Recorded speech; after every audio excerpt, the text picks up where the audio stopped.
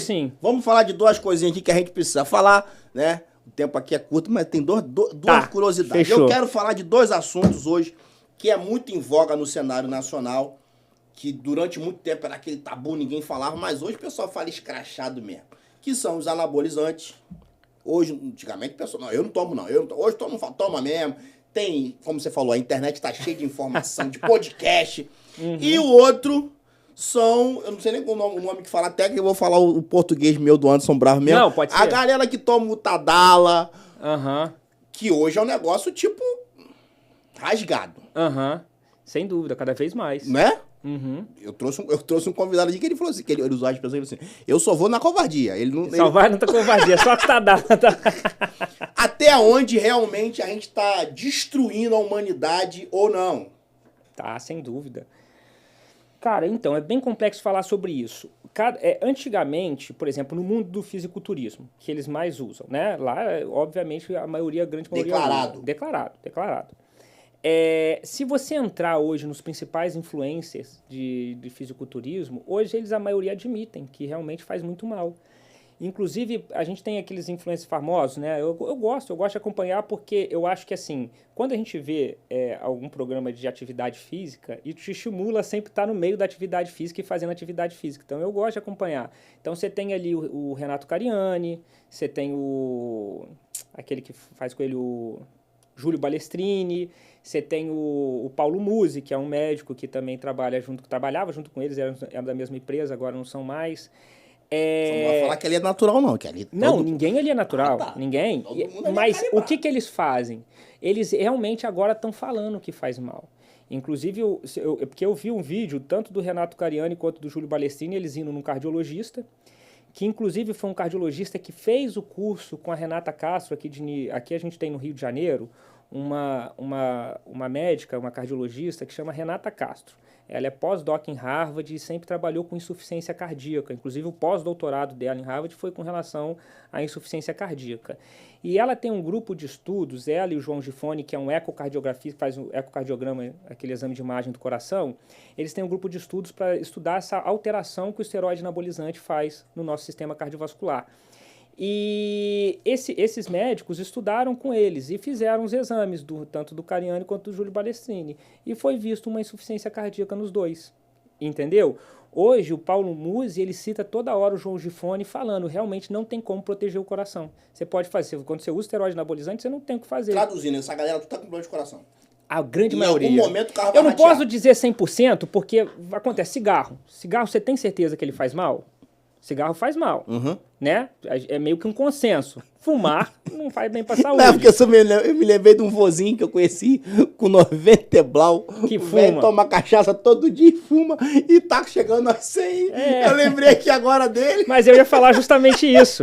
Não é porque você tem um que chega aos 90, e isso acontece mesmo. Então você fala, é um consenso que fumar faz muito mal pra saúde, mas vai ter aquele idosinho, aquele velho de 99 anos que tá fumando pra caralho igual um cachimbo e não morre por causa disso, entendeu? Mas esse é um ponto fora da curva. Entendi. Então você vai ter pessoa que vai usar o anabolizante pra caralho a vida inteira e não vai ter merda, mas esse vai ser um ponto fora da curva. O mais normal é que se ferre. E o esteroide anabolizante, ele tem um efeito inflamatório sobre o nosso leito vascular, sobre nossas artérias. Ele faz uma inflamação crônica. Então, o nosso vaso sanguíneo, aquele cano do nosso corpo, ele começa a ficar mais frágil. E quando ele começa a ficar mais frágil nesse sentido, ele tem dois problemas, tá? Essa inflamação crônica, primeiro, diminui a elasticidade do sangue. Então, da elasticidade do vaso. Como é que funciona isso? Coloca a mão no seu pulso aí. Quando você tá vendo seu pulso bater aí, não tá? Sentindo. Tá sentindo? Ele tá batendo com vontade. Por que ele tá batendo? Porque quando seu coração bate, ele ejeta o sangue e esse sangue passa aqui. Como a nossa artéria é elástica, ela faz isso aqui, né? Porque ela é elástica, ela não é rígida, ela é durona. Se ela fosse durona, você não ia sentir, concorda? Porque ela ser elástica, quando o sangue passa nela, ela expande. Então, essa elasticidade da artéria é importante para a nossa pressão não subir. Quanto mais rígida é a nossa artéria, mais nossa pressão sobe. Então, quando você faz uso de esteroide anabolizante, você faz essa agressão crônica ao vaso sanguíneo, que esse vaso sanguíneo começa a não ser tão elástico. Ele começa, ao invés de fazer isso aqui, quando o sangue passa, ele começa a fazer isso aqui. Então ele fica mais duro, mais rígido, tá? Tem até um exame que você faz que chama velocidade de onda de pulso, que dá uma noção para a gente ter uma noção de como está a rigidez desse sistema vascular. E aí você fica hipertenso. Então, uma das primeiras coisas que a maioria dos usuários de esteroide anabolizante ficam é hipertenso, entendeu? A grande maioria, se eu não vou dizer 100%, mas a grande maioria vai ficar hipertenso, ponto. Tá? Mas por que existe uma indústria que fabrica essa bagaça? Porque tudo tem justificativa farmacológica inicialmente, só que se extravasa aquela justificativa. A vitamina não é importante? Mas tem pessoa que faz hipervitaminose, manda o paciente tomar uma quantidade de vitamina surreal, vitamina D é tóxica. Não, mas porque assim, no caso do anabolizante, não existe um só, existem vários nomes lá. Que eu nem, vários. Eu não vou dizer que eu nunca tomei nada não, que eu vou mentir pra vocês aqui.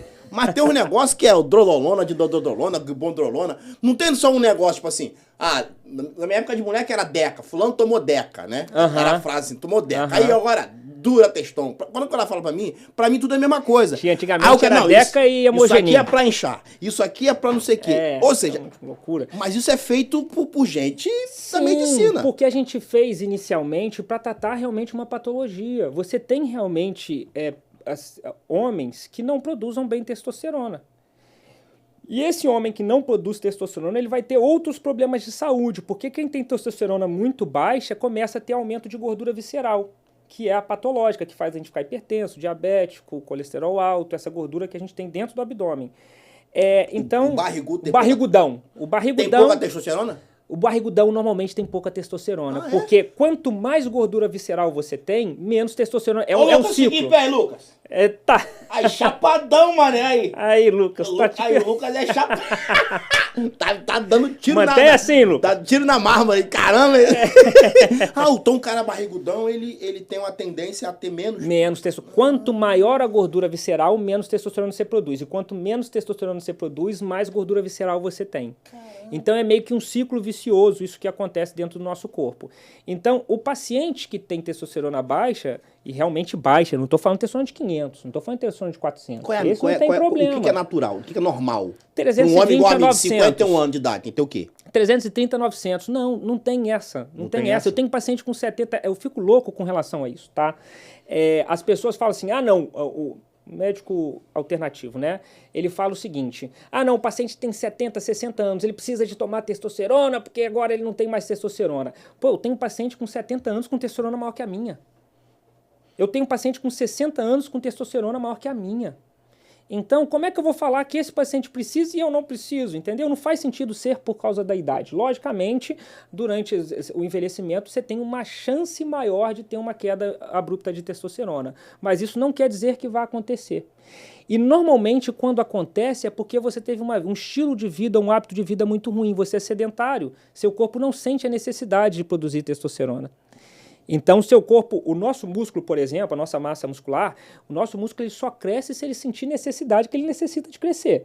Então, você vai para academia, se esforça lá, sofre pra caramba. Você pega aquele, bota 5 quilos de cada lado, faz uma dificuldade quase desmaiando. Aí seu corpo pensa, porra, tá dando uma doideira aqui, ele vai ter que pegar esse peso todo dia. Se eu não me adaptar a essa situação, eu tô ferrado. Então, eu tenho que aprender a pegar esse peso, porque agora o Anderson quer usar esse peso toda hora. Aí o seu corpo começa a evoluir e melhora. Aí quando ele melhora, aqueles 5 quilos que estava muito difícil começa a ficar mais fácil, né? Então você está na academia, você começou com 5 quilos, depois de um tempo malhando, aqueles 5 quilos fica mais fácil. Aí o que você tem que fazer? Aumentar o peso. Por quê? Porque se você não aumentar o peso, ele para de evoluir. Ele fica ali, cheguei no que eu precisava. Então, o seu corpo ele evolui de acordo com a necessidade que ele tem.